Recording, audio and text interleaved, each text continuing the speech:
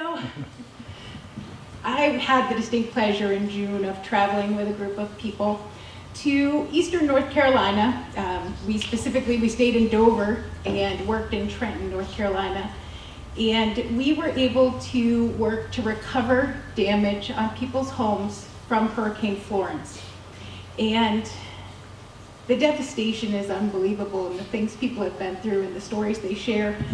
And so we called our group Smurfs on a Mission. That group, our first trip from this group was in 2007. I was able to go then. We went to New Orleans, and I haven't been able to go again until this year. So that was very exciting for me. And while we were in North Carolina, we worked with a group called Rice and Beans Ministries. And they're based out of Mississippi. And most of their work up until this year has been in Costa Rica and Brazil and focused on feeding people. And UMCOR had been doing a lot of work in North Carolina, and they became defunded this year. And there were all these projects that just weren't done from Hurricane Florence. And Rice and Beans decided to bring some missions home to the United States and support this effort. And so we were lucky enough, or fortunate enough, blessed enough to be part of that and serve for a week in North Carolina. The next slide is there's the Rice and Beans slide, their logo. And this is the youth who went on our trip. We had 5 youth on the trip. And on the right is my niece Autumn, who comes on Wednesday nights usually for youth group, and couldn't be here today. She's at her mom's, so she couldn't come with me to share. The next slide shows the whole team on Sunday morning after church. We went to a church right down the road from the camp where we stayed, and we're blessed to be there. They welcomed us with open arms, which is always a good feeling. And then another picture of the team. This time we're at the shore. We worked half a day on Thursday and went to the beach, so that was a neat experience. The Father's Refuge was the name of where we stayed. That's the next slide, I'm sorry. It is a ministry of a group called MX Network, and they also help in the rebuilding effort. The guy who leads the camp's name is Scott, and he's very involved with both ministering to people whose homes are still in disarray, but also he's very active in supporting the teams who come to work. And the camp has, as you can see, lots of fun activities. There is a whole pavilion of ping pong and a fishing pond and swimming pond, and then the cabins held 28 beds in each cabin, and there was 10 of them. That's a big camp. So it was a nice place to stay. We all had warm, dry beds, which was good. So we'll move on to our projects that we worked on, and this is the first one, and it took a couple of days. They finished the siding on this house. I helped pile the old siding in the pile in front of the house to take away in the truck. The second house was the popcorn house. This house had everything finished but the ceilings, and the ceilings were to be popcorn ceilings. The third one was the muck-out house. I like to call it the waterfront beauty. This house has sat empty for 3 years, and it is surrounded by a river on 3 sides. The land is absolutely stunning, and the views were beautiful, and you'll see that in some later pictures.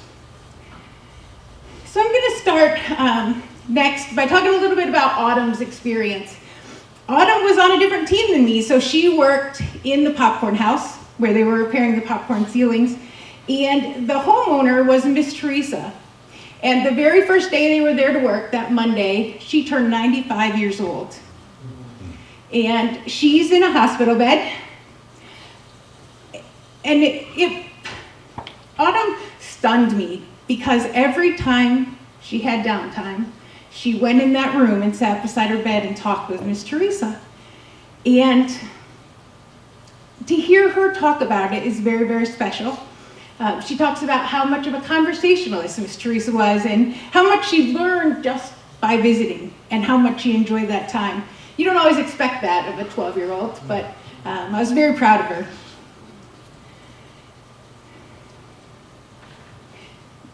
Here's some more. The next slide is some more pictures in the popcorn house. They're working on it.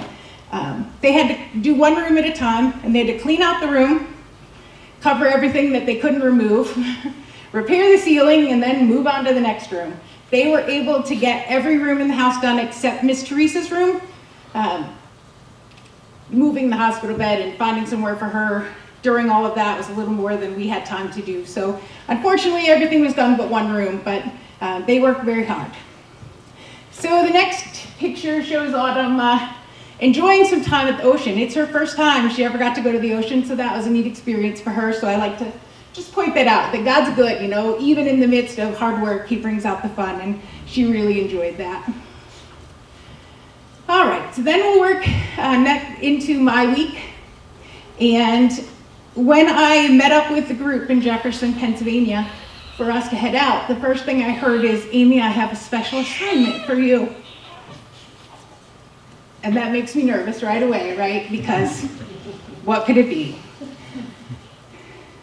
And I was told that a homeowner had some mental health issues and someone needed to be their friend to help them through the process, because we needed to work in their home and they were having a hard time with that.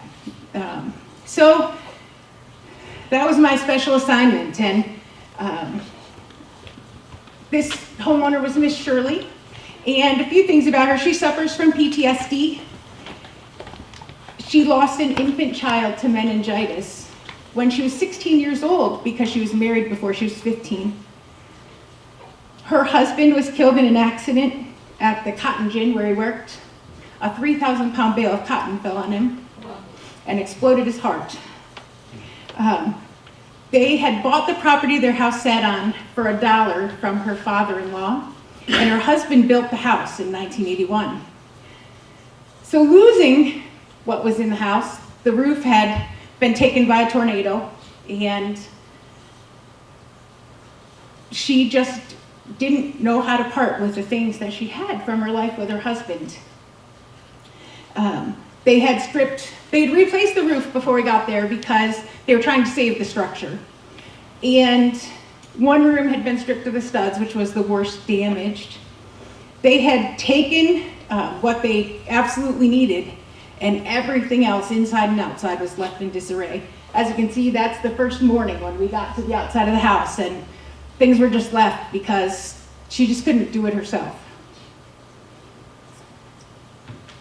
If we go to the next slide, it'll show you a little bit of the inside of the house, and you can see that things were just left everywhere.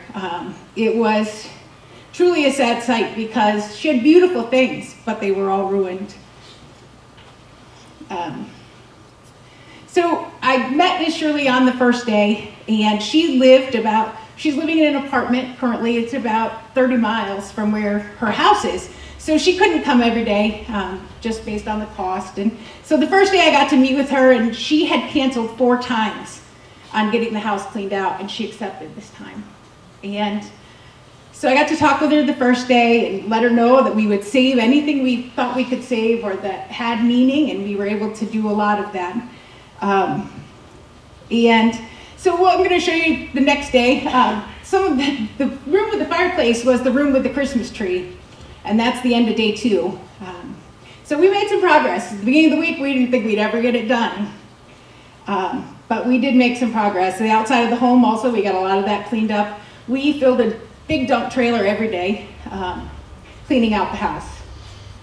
On day 3 here, you can see some pictures of her waterside views around her house, and the whole team got to come on Wednesday and share lunch in the yard at Miss Shirley's, which was neat. So all the groups from all the other houses came out there, and we all had lunch. Had a picnic lunch in the yard.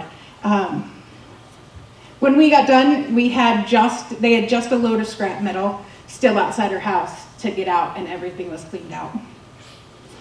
On Wednesday night, I got the assignment of sharing devotions with the team, again, stepping out of my comfort zone. But we did focus on Romans 12, 9 through 13. Love is to be sincere and active, the real thing, without guile or hypocrisy. Hate what is evil, detest all ungodliness, and do not tolerate wickedness. Hold on tightly to what is good. Be devoted to one another with authentic brotherly affection as members of one family. Give preference to one another in honor, never lagging behind in diligence, aglow in the spirit, enthusiastically serving the Lord, constantly rejoicing in hope because of our confidence in Christ, steadfast and patient in distress, devoted to prayer, continually seeking wisdom, guidance, and strength, contributing to the needs of God's people, pursuing hospitality.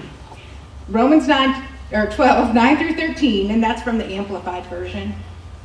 And it was a neat time. We did some acting out Love in Action with the team, and it was a blessing to see everybody really embrace that, and that's really what the whole week was about for us.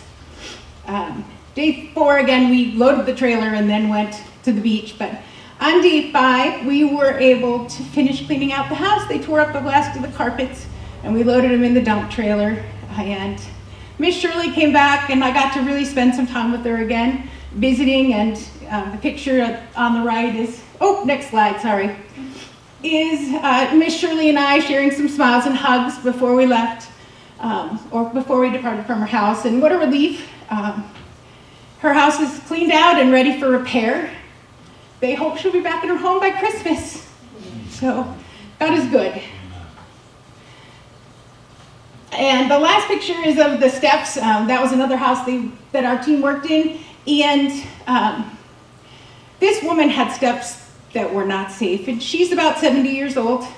And so the team went, and they had to be movable. They couldn't be a permanent structure. There was lots of rules. It took them a little longer than they expected, but she has safe steps to enter and exit her house. There's still work to be done there, but at least now she can go safely from her house. And then Friday night, our devotion was from Pastor Dan, who was the leader of the group, his wife Kathy, and she was at the muck out house with me and talked about the daunting task, you know, and how we never thought, on the first day, we never thought we were going to get that house cleaned out. And by Friday, it was empty. And all it took was faith as small as a mustard seed, and we got so much accomplished.